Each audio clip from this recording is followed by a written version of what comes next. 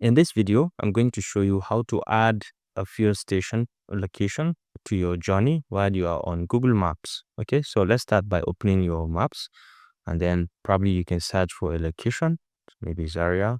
No, let's say Abuja, for example. We're going to Abuja, and let's say through my journey while we are going, can see the direction I have started, and maybe let's say we can start.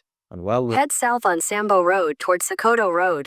Now, while we're on the journey, I would like to take fuel at some point. So all I need is to come to search here, and you can be able to see gas stations, restaurants, Head south on Sambo Road towards Sokoto Road. coffee shops, and so on. So let's say I want to have gas stations along the route, so I can see the closest one closest to me.